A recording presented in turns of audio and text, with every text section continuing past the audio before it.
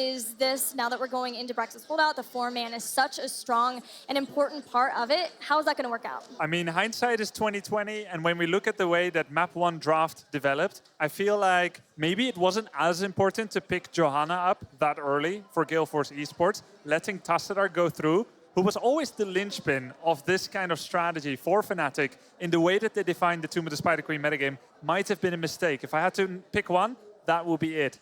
Fnatic themselves, they removed Zarya against Gale Force Esports. And I feel like if it's a battle of the shielders, Tassadar cannot be allowed to go through. We're about to start the draft. We're heading in right now. Game number 2 between Gale Force and Fnatic. Well, Fnatic seems to have done a little bit of homework.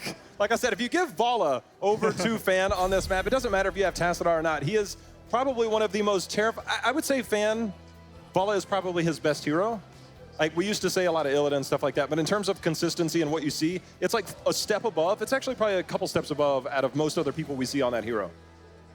You sound like a fan. I am a fan of Fan. Yeah. So Gale Force taking a lot of time, more time with their bans. You said this is a map they are a bit more comfortable on, and with more comfort comes a little bit more knowledge, and as such, a little bit more confusion in terms of what you think would be best and adjusting to another team, as opposed to this works on this map, so we ban. There's so much that we see from Gale Force on this map that just, it fits their strengths. You know, I'm looking at some of their old drafts. It seems like they get whatever they want. They've run everything from Medic to Rhaegar to, it doesn't matter. They make it work. Malfurion being the ban, first pick for Fnatic. Will it be Tassadar? It's been let through. It has wave clear. It works very well, as they showed it last game. So the question is it on their list of the kind of comp they want to play in this map? Alternatively, they could go with Dahaka. They love a strong solo laner for Wooby who also has the power to initiate. Dahaka is definitely up there. You can say Alarak to a degree as well, but he has kind of fallen off. Wobby has shown as well that on this map and pretty much every other map, but he is exceptional in terms of the Zeratul. We saw an amazing series versus Dignitas during the main HGC, where Wobby was able to just keep the game going and keep Fnatic ahead for so long, purely just by rotating around the map as Zeratul and catching people. You can't see him. Can't stop him. Can't see him in the minimap. I feel like we might see one of two directions. We might see Tassadar Zul'jin, and I know that sounds crazy, but it could be something else. They might go for an early Gul'dan pickup. It is their kind of backup when they need that extra damage, they need that wave clear. And Gul'dan against Zerg waves has the single best wave clear on this battleground. That is a fact. It's better than Sylvanas. Because of the amount of pressure that he puts consistently, he can clear those waves almost by himself. Ah, my goodness. Wow. A battle of the shielders, except they're joining forces on the side of Gale Force. Hey, I heard you Esports. like shields, so I put shields on your shields so you can shield while you shield. Well, well. Does that raise the priority of Varian with his shattering throw, which is now a level 13 ability? A triple auto attack damage against shielded targets, an activatable that removes pretty much almost any shield you can throw up. Where would your solo laner fall, though? Ooh. Varian and ETC are neither one of them excel. You'd be in a triple warrior. Surprise, it's Varian with Twin Blades. And he is your solo laner. Well, he hasn't received that buff just yet, which has been projected to be coming soon. If you do go Varian, you'd be forced into triple warrior maybe, Varian and Dahaka, then that means that Quacknix or Shrimpy is playing on a warrior. Would be a bit awkward. It might not be an option. Rag and just double warrior and have Rag as a solo laner? Possible. But I feel like you run the risk of getting dominated in your 4-lane or 4-man. Plus, like, warrior heavy is not that nice against support heavy. You generally will lack damage. So we're seeing Falstad here by Fnatic, very popular on this map. Just allows you that extra little bit of potential to fly up to the top lane and assist your solo laner, whoever that may end up being for Fnatic. If Zul'jin gets banned out, you got to think maybe Tychus, but Gul'dan is so appealing on this map. Like, it is so, it's got to teeter between one of those two. You've got Zarya and Tassadar. You need damage. And Gul'dan doesn't necessarily have the burst damage. He has the clear. He has consistent damage, but I really feel like Zul'jin might be kind of the X factor here. What is the biggest glass cannon in the game who has really poor survivability but insane damage? I'm hoping you're not meaning Merc. Nova. Chromie also good. That's the one you would want here. That's what they've set themselves up for. Zul'jin could be that. On the ladder, actually, Zul'jin and Tassadar have a very poor win rate. Even though ever since Zul'jin got released, it has been a drool-worthy combination in the minds of people. This is true. And let's be honest. Zul'jin would fit in with the double shields. That is a Zul'jin ban hover. That would be the first time that's happened during this tournament. Yeah. How fast would make sense. How fast does a wave go down with Gul'dan Tassadar? I mean, it's just like, here, look, here's a W. What wave, Here's a couple. Jay-How? What wave? All of the waves. Gone. Will this Tassadar have to supplement with damage? Maybe a different damage build? He can. Even at That one? would be fine. If he needed to, the Tassadar damage build, very viable at this point. And the Zul'jin ban, as you two said over there, really good choice. Would have liked to see it, but it's being denied this time. The question is, have they crippled the plans of Gale Force, or did they have a multi-branched strategy idea here? Who's the alternative for Zul'jin? This is going to sound crazy. You need damage. Would you maybe fall away and leave solo Zarya? Since you have the supplemental shields, you know you'll be going. Yeah. This could be a possibility. I Gale don't Force think Could Esports be. have run it in the past. Could be. solo Zarya. Yeah. Solo Zarya, and then there's a secondary support. Right now, I'm looking at it and I'm thinking a melee assassin would be very reasonable for them, and a slightly more all-in, like a sort of melee build Grey main, for example. It could be that you go Hammer. It's not very bursty, but it's lovely to protect her with these kind of shields. I just think Hammer maybe Morales and have everyone stand behind Hammer. that would be so sick. Hammer Morales and then like Just everyone stand Johanna behind. in front. No, just replace. Just with D. That's the stuff Just you with hop more into shields. quick match with and be like, guys, let's try it. Oh, it is Morales! Well, if we see a Sergeant Hammer as their last pick, that's kind of baiting an auto attacker as we expected. I mean, 'cause they that- haven't got a ranged damage dealer. The Haka's probably the solo lane here, and the last one's going to be damage. It could still be Hammer. It could be Hammer. It could be Reyna, Tychus. It could be Tychus. Oh, you know what? We kind of saw this at Gold Club World Championship. The Ballistics team did it, now known as L5. They went for a Zarya triple, quadruple support Tychus type of That's composition. kind of cool. I Okay, like that. so Leorica Ragnaros for Wubby here. I would have said Dahaka, but it's been taken. I'm thinking Rag. Or no, I'm still thinking Zeratul. I think that's okay. Like, yeah, you're gonna get shielded, but a Void Prism sort of prevents that kind of setup time and makes the fight a one-shot as opposed to a delayed, drawn-out fight where shield's gonna take advantage.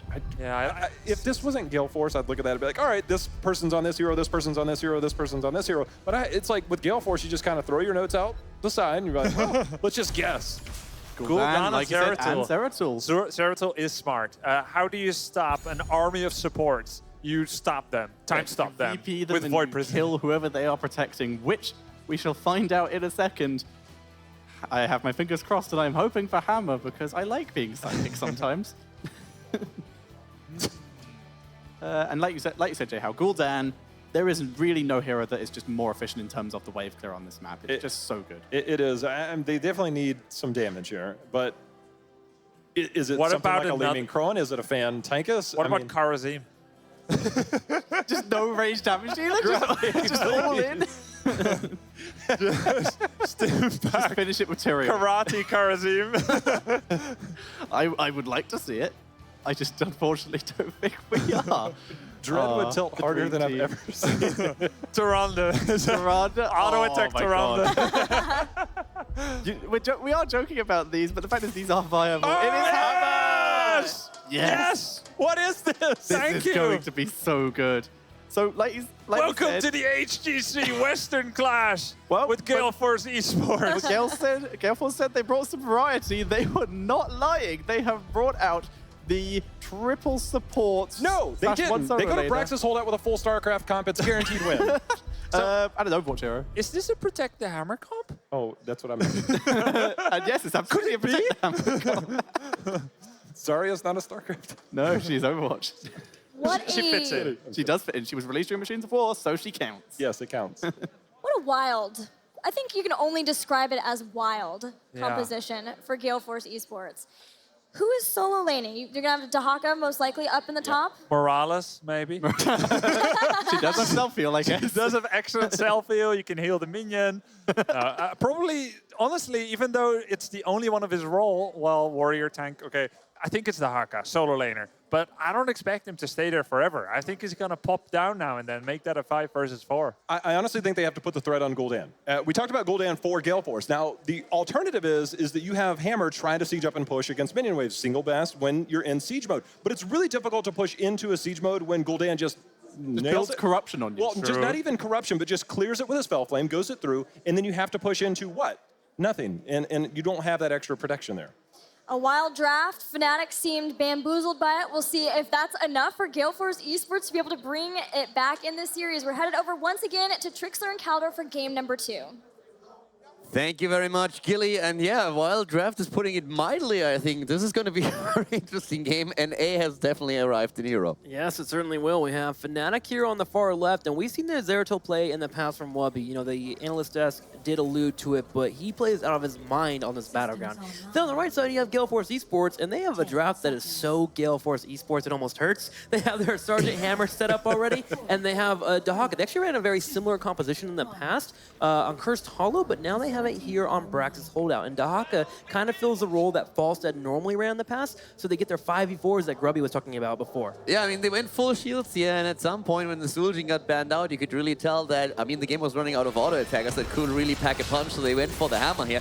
And this could actually be quite dangerous, but I want to see how Fnatic is going to deal with this. First of all, we're having Falstead going into the Season Marksman here, already working on the stacks, and Gul'dan going for the Echo Corruption build, doing the exact same thing as Fan is setting up at that top lane. And I really like how Gale Force has set themselves up to never have to deal with the Zeratul in terms of a flank. They have their Scouting Drone at level 1, they have Oracle at level 4, their Tassadar. Dahaka is going to be power side in the bottom. He's going on slow, and how can he sneak out? He cannot. And he will fly across the map. That's a problem, and that's the big problem at that. If you lose the solo laner, all of a sudden you're guaranteed to lose a lot of experience. All that Shrimpy has to do at the top lane is start to stack his Echo Corruption, stay safe and passive to soak the experience. In the meantime, his teammates at the bot lane will do the exact same thing Gale Force is doing. They will push, and we even have Breeze now trying to sneak and even zone a bit. I love it, because that's the only spot that Dahaka can go that's safe for him to be able to get down there in time. So he goes to clear with it on the left side, so he can't brush stalk in, and then Zeratul plays aggressively in the front line, so they miss that experience that you're talking about. And you can see the lead at the very top of the screen here that is being earned here by Fnatic. Solid play and solid hold of Dahaka. That's basically just like one wave that they got extra because they were able to take down the Haka and just like send him packing. At this point, both of the teams went through a fort, and this is actually really important that we are seeing this on the side of Fnatic. If they try to play against Hammer, they're going to be in a huge problem zone because they won't be able to engage the way they want. There's a massive protector Hammer comp with double shields and Morales, so they need to try and counter push. But now they have the option coming from behind because Gale Force needs to go so deep into enemy territory. Yeah, Breeze looking for the flank. Zeratul over here as well, and at any moment they can call Falstead in. And Falstead has the inherent advantage over Dahaka in a rotation in because Dahaka has to go through the bush. So Breeze comes in, power slide popping out. There's a shield immediately from Michael Udall, and the entire squad of Gale Force Esports is unfazed, but Fnatic unfazed in terms of map control. They have the top beacon and the bottom beacon. Yeah.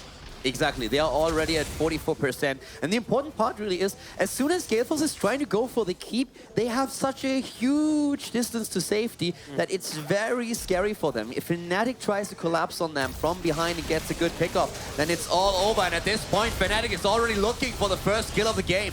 Michael Udall working some damage here. Akka facing the back, though, in trouble. No shield available as they went to Fan earlier. And Fnatic getting a second takedown as well here. And they continue to control the beacon here on the bottom. Dahaka was able to go top, though, and stop it here at 56%. But more people are currently in trouble as Crow is being focused down. Wubby in the front line, and Fnatic is going full bloodbath. Exactly what we've been talking about. The distance to safety is so huge. At the top lane, if Gale Force goes for the keep, and at the bot lane, since the fort was already taken out, and thanks to that, Gale Force is losing 2 heroes. Fnatic making the right choices. 3 kills actually already with that one against the Haka, and of course that will result in them controlling both of the beacons once again. And here's the other problem. If Gale Force actually wants to go in the top lane and soak that experience, if it's pushing at all, suddenly it's much harder, and Dahaka puts himself in a spot where he can get picked off. So suddenly this early game is looking a little wonky here for Gale Force, just based on how the interactions happen at the very beginning of the game. Fnatic have full control. Yeah, this is just simply because Fnatic reacted so well well against this comp. They immediately realized, guys, we cannot defend the 4 versus 4. This is not happening.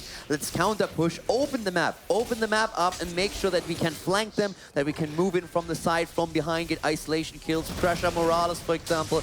They did that perfectly. They're at 72% against 0 right now, and they are also heading into an earlier level 7 talent. Now, with that all being said, if Gale Force Esports does lose the entire beacon control, there is solid defense here. You have your Sergeant Hammer, you have your Tassadar with the wave clear, Haka himself can even show up as well, and then of course Zarya can work in some stuff. So it's not too bad for them. They just need to get to 10 and make sure not to have any more mistakes. So overall, Fnatic and Gale Force Esports trying to hold here. Finally, Gale Force sets up in the bottom lane and gets some composure on this battleground. Haka's in the top, but here comes Falstad flying in. Aka face gets the immediate shield. Yeah, they're going immediately on Morales, but at the same time now, Gale Force, of course, trying to turn it around. The Haka already moving in here. Equinox looking for the drag, trying to get it. He gets it against Mexi, and Rega is down.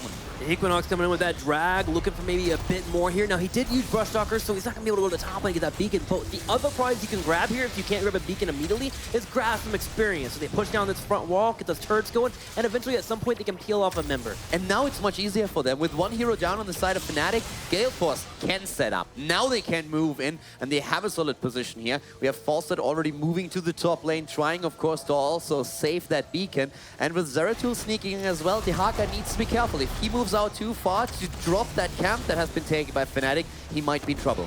Yeah, solid play by the Haka. He actually plays very safe. He had a slow rotation. He still gets some damage here, but if he went straight to the beacon phase, he's a dead Haka. So he does survive here, and this has allowed Gale Force Esports, realizing that Zeratul and Falstad were missing, to put some pressure on this bottom fort. So overall, solid job there from Gale Force Esports, and a better job by Equinox making sure not to die. And right now, one of the things that Fnatic does is they do not show Zeratul unless they can get a kill, and they're trying to get that at the top. Quacknix needs to be careful, though. The fort has already taken measure and is dropping him very low. But Ui was trying to keep himself out of vision for as long as he could. And you could see that at the bot lane. Gale Force moved back a little bit because they were worried that Zeratul might move in. And when they spotted him at the top lane, that was the moment when they turned it against the fort again and dropped it now consequently. But Falstad and Zeratul have put enough pressure on the top that they may be able to get forward. Equinox was able to back on home. He brush talked in, missing the drag unfortunately for him, but the fort still stands. It's low on health, but it still stands. Yeah. I really like this game from a strategic point of view. Both of the teams make very good moves here, especially Fnatic with the reactions against Hammer. But Gale Force also realizing when they have an opening to really utilize Hammer and push in, but they lose again at that top lane. Haka, Fnatic with that aggressive move here from Whoopi and Quacknix getting the kill once more. Poor Equinox at some point just have to give up that fort. They sadly will be taken out, and 9.5 here for Fnatic, with Gale Force Esports about to hit level 9. So definitely in trouble as Fnatic is about to take full control of this battleground, especially with this huge Zerg wave pushing the top lane. It's just like such a cool game right now to see how the teams are rotating on the map, trying to just like counteract each other's strengths. This is totally fantastic. I'm loving it. The level 10, as you pointed out, is of course now a massive advantage for Fnatic, especially if they are able to get in a good Horrify. They have so many tools. I mean, look at these heroic abilities. There's the Gust potential after fly-in. There's the setup with the Void Prison, the Mosh Pit, the Horrify. This is such an intense comp right now. And Gale Force, they need that 10, but they're trying to defend. There comes the Void Prison. They're trying to get a setup. The Mosh Pit by Breeze. Man. Wubby is working in the auto attack. Here's Falstad with a hammering, and 2 members fall instantly here. Zarya and Tassadar, the shield providers. Gale Force Esports needs to seriously consider giving up this keep. Fan trying to work in some auto attacks, but never overstep there, or Breeze will turn this fight around without any problems here. And there goes the keep being taken out. Haka has done a good job of pushing in the bottom lane, finally getting his team close to level 10, but Fnatic with the execution has been pinpoint. Yeah, that was just absolutely incredible. I mean, the Haka had to move bot lane. You can't really defend without the level 10 ability. The only thing that Gale Force could do was send him bot, say, hey, you go and push. We need the experience up at the top lane. How do you dodge this? I mean, we have the Void Prison set up. Zeratul blinks forward, drops it. It was just incredibly well done here. And Fnatic, they are on the top of the world now. Breeze, given the task of keeping an eye on Gale Force Esports, is going to be forced to escape. Haka came in from the side to go for an aggressive play. It didn't work out for them. Now, with Heroics being available for Gale Force Esports, they're making this play here. The problem is, Mighty Gust just came up, so they need to be careful here. Equinox will have to have a perfect burrow to deal with that pressure. Zeratul already in the back. There were a lot of mines from Hammer, but they're still going. And Fan is dropping low. All the shields are keeping him alive, but Quatnik still has the Gust available. And we have at the same time also only another 3 seconds until Horrify is back. Oh man, this is a very intense moment. They're going for it. They're keeping up with the Equinox. I'm watching him. He has to be on point. There's Breeze no in the front way. line. Oh no, he went for the burrow a little bit too early. And Fnatic looking to grab it. The Horrify, the explosion zone. Michael Yudo in trouble. Breeze go for the power slide. Fan taken out. Ancestor healing comes in, but massive Void Prison. Kill after kill after kill. The Void Prison is gone. 2 heroes down there going for the kill against Morales. I mean, that was a straight up grief from Gale Force. Yeah, it certainly was. Gale Force Esports, they had a solid plan for the most part, tried to go forward, but Fnatic was 2 steps ahead of them. The explosion zone. I mean, what are you thinking at this point? You know you have the Gust against you. The Horrify is in there. Was just way too much. Fnatic says, thank you very much, boys. We'll grab that, and we're going to drop keep number 2. And I don't know what just happened. I mean, the thought process just completely eludes me. I think at some point you think that you have such enough control. You have your Tazadar, you have your Dahaka with Burrow, you have Expulsion Zone. They just underestimated, as they should not, especially with a good team like Fnatic. They underestimated how well they can control the boss. The control was way too much, and now Fnatic just pushes down this keep, maybe looking for a little bit more. But guess what, Caldor? Beacons are activating. Beacons are activating. They're trying to get a kill. If they get that, they might move in. Breeze is low, though. He needs to be careful. There was the attempt with the grenade. Breeze is still alive, but for how much longer? Oh, the auto tag, the last one. Napalm comes out. Can Breeze live? No, he cannot. But man, it took everything in the arsenal for Gale Force Esports to get that kill. And there's still beacons. One at the top, one at the bottom. Catapults pushing both lanes. Gale Force Esports at a spot that I have not heard of a comeback from. If they do this, incredible job. I don't know how they can, but they are going to try, and I mean, they have to. They're down 1 map already. Grease is dead for another 10 seconds, so at least for now, they're going to avoid that massive Zerg wave rushing towards their core. I still can't get over the fact that they were really committing to that boss. I feel at the beginning, Fnatic actually thought that they were just trying to bait them into a fight. Well, I think, Caldor, you have to do what Gale Force Esports does. Forget about it. You know, you screwed up. Oops-a-daisy. Let's get ready and try to win this game, because if they lose this, they fall to the loser's bracket. Yeah, and I mean, at this point, oh, Dehaka at the top lane, once again in trouble. Dehaka is actually getting really low here. Explodes. Great kill once again. That combo with Wooby and Quatnix on the Force-led Zeratul has really been the bane of Dehaka's existence in this game. Yeah, it certainly has, because he has to go up there, right? Yeah. And you have to try and soak it to stay with your team. That's your job as a Dahaka player, but the pressure has been so much. And with Gale Force Esports not having the most mobile rotation because of Sergeant Hammer, they would have to use a medevac just to go help defend their Dahaka, and it's not even worth it at that point. The pressure against Gale Force is so strong at this point. You could create diamonds just of that. I mean, we have still both beacons under control. The lanes are pushing. How do you stop this? You pray. You pray. Gale Force Esports, please. Faith. This is going to be hard. You have Catapults 2 already in the top lane, a third about to join them. Bottom lane in trouble as well. Now, the good news is they grabbed Mercenary Camp, so they have pressure on that bottom to slow down any push that comes their way with the Catapult, so they can focus on top lane. But you have Fnatic, a squad of 5 pushing in here, 3 levels ahead of you. Now 2, but still in a good spot to go for control. They have Mosh Pit, they have Void Prison, they have Mighty Guts, all about control for them. 13 versus 13, the setup is there. Here comes the Void Prison. Breeze is moving in, he wants the Mosh Pit. He wants the Mosh Pit. He goes for it and gets one. The Horrify is already being dropped, but at the same time, there's just not enough damage to follow up the Mosh Pit here. No kill for Fnatic, but the wave is pushing towards the core, and Gale Force is on their last leg right now. They're desperately trying to defend. The drag hits, Ancestral though is on point there from Smexy. Equinox moving forward, but he gets taken out as well. Crowan on the back left. It's just Fan and Morales. All the damage is here for Sergeant Hammer, but the core is getting low. 90%, moving down to 80%. Some Guardians still here, and this might just be game. Quatnik's working in the auto attack. Breeze on the left. Smexy at the same time, bringing in some bites. Fnatic going in, Cake another hero down. It's a 5 versus 2 as Fnatic takes down their core, takes game number 2, makes it a 2-0 series, and defeats Gale Force Esports. Fantastic game there from Fnatic. Gale Force Esports obviously having a plan, but the plan having a huge wrench thrown into it in the first 2 minutes of the game with the Dahaka death and a fort. And you can see a team like Fnatic that this high caliber will take that moment and run with it throughout the entire duration. Opening up the map the way that they did was absolutely fantastic. It was exactly what they needed to do, and that allowed them to get those flanks, get the kills against Dehaka, put pressure on Hammer. Morales from the back. They did extremely well to make sure that Gale Force could never never utilized the strength of their composition. And then when they started snowballing that and taking down keeps with that level 10 advantage that they had, that was absolutely incredible. Fnatic with decisive play, but you still gotta give some kudos to Gale Force Esports. First off, they pulled out Lucio. Yeah. Gotta be happy with that. But yes, seriously though, if you're a Fnatic fan, you should be proud of this team right now. They came to the best battleground for Gale Force Esports, and they put on a clinic. So Gale Force Esports obviously know the drawing boards and learn a little bit from that. But Fnatic overall, man, I'm just looking at the screen, I'm giving it a thumbs up. Yeah, I have to emphasize again how strong that, from a strategic point of view, it actually was what they did here. A lot of teams would have been pressured so much by that hammer composition, and the thought was really there for Gale Force. I mean, they had a good idea going into this. It's just that Fnatic really found the right lever and completely applied pressure there. All right, well, let's go to the front and check in with Red Eye. Thank you very much. We've seen a few Fnatic crowd in the front row like that. We've seen some very close games today. We've seen some very good performances today, but I don't think we've seen one quite as dominant as that. What do you put that down to?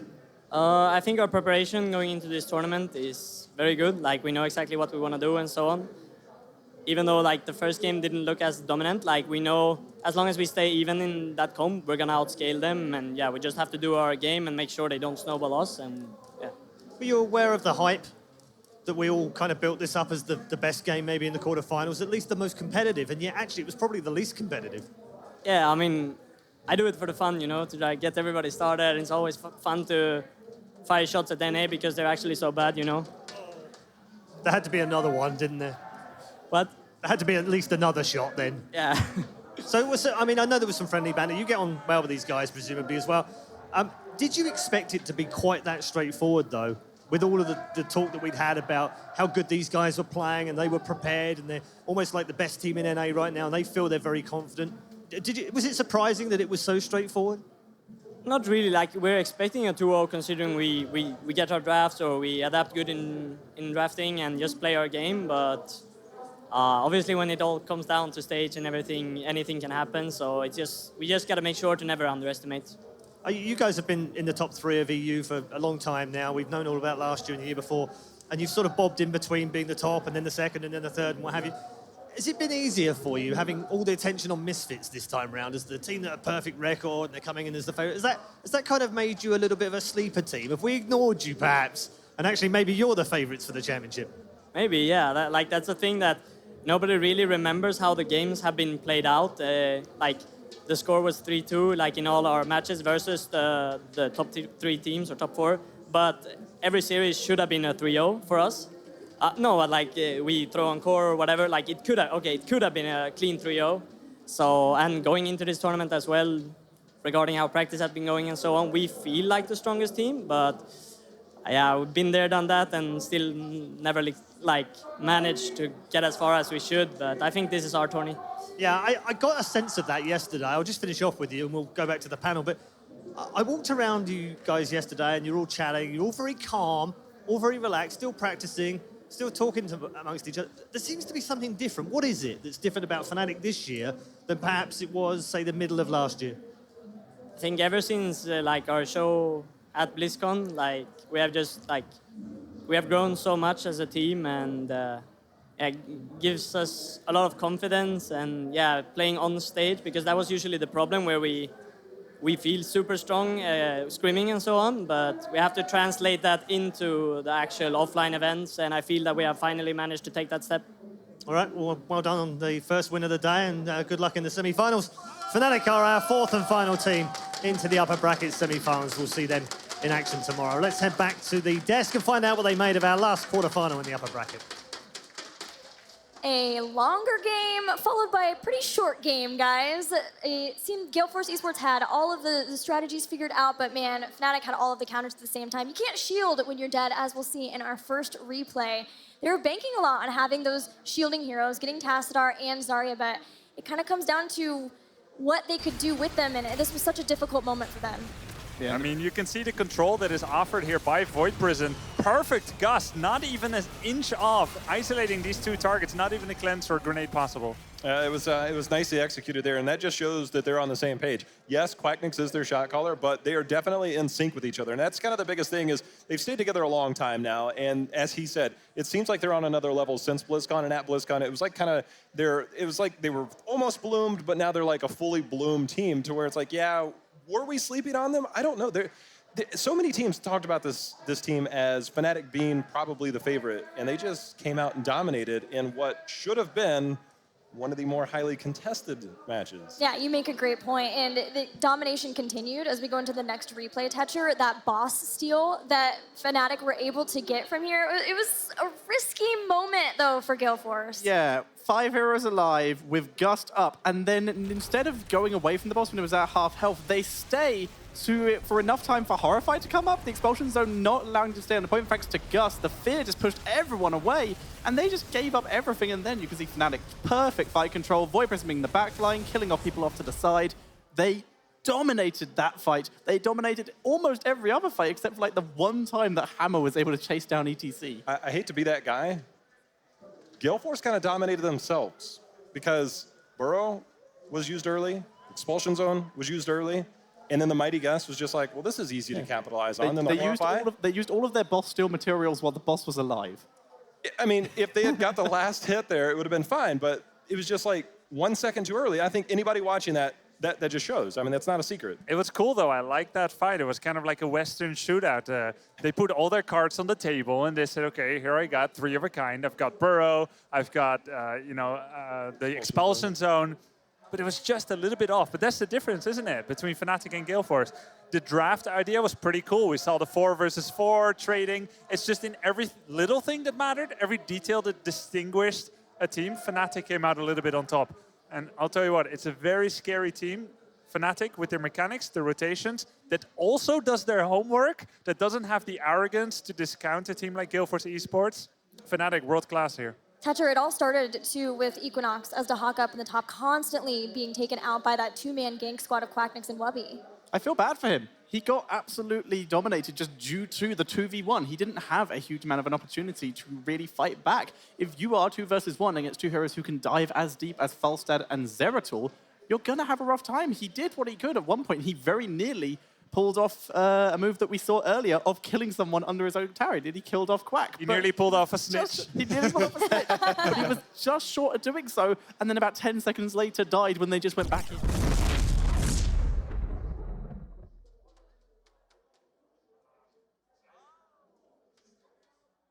You must construct additional pylons.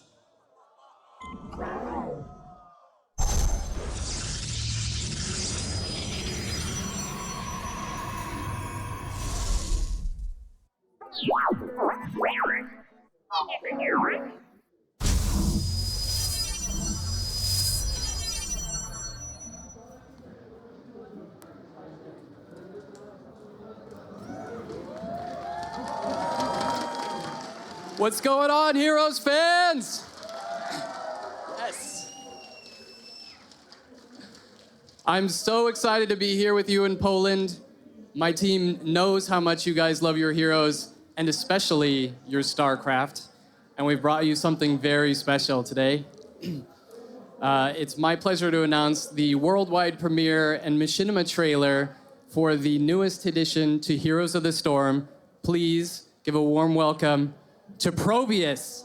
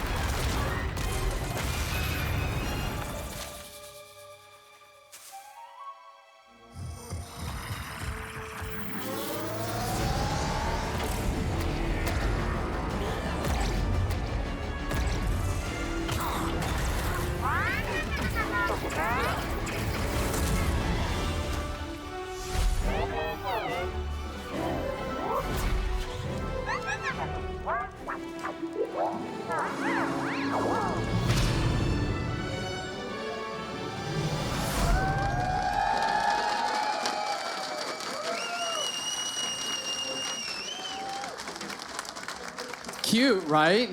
So curious and expressive. Probius is a new range specialist we're bringing into the game. He summons iconic Protoss buildings like the pylon and photon cannons, and he uses this to defend and attack and do all sorts of stuff. He plays like a setup mage that needs time to establish his territory, get zone control to his team, and deal massive amounts of AoE burst damage when given the chance. He'll be hitting the Nexus in a few short days on PTR, and you can check him out there. And in a short week, he'll be on live servers, and we can't wait to see what you do with him. We have a deep dive panel here on stage and on stream coming on Sunday, so be sure and come in, check it out.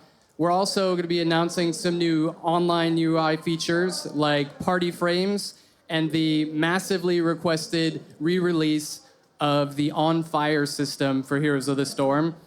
And yes, give it up. And if that was not enough for you, what patch would really be complete without some talent updates for some of our other heroes? So we'll be seeing updates for Cho'Gall, Arthas, Anubarak, and Gazlo coming into the game in this same patch as well.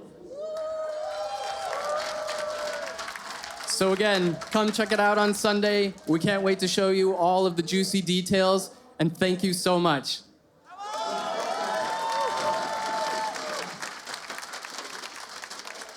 He's so cute, guys! I know, I love my Bay Wing, but I think this might be the dawn of the era of Probius because he was so freaking adorable and grubby. Another Protoss hero now in the Nexus. I've made millions of probes in my life, but I've never had one that cute. He's I so want adorable. All right, well, we have so much to talk about, obviously, but we are going to be headed to a short break. When we return, we will have our first elimination match of HGC's Western Clash, so don't go anywhere. We'll see you soon.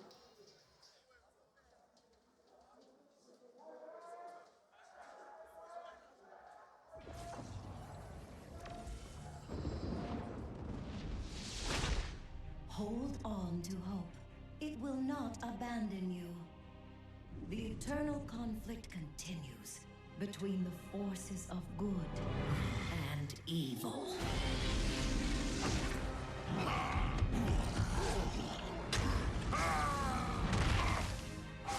Evil will triumph over those who give in to despair. But despair cannot defeat the power of hope. Hope is the voice that will never be silent. Hope is the stream that fills the wells of courage. Hope is the light in the darkness. And in the darkness, I will be that light.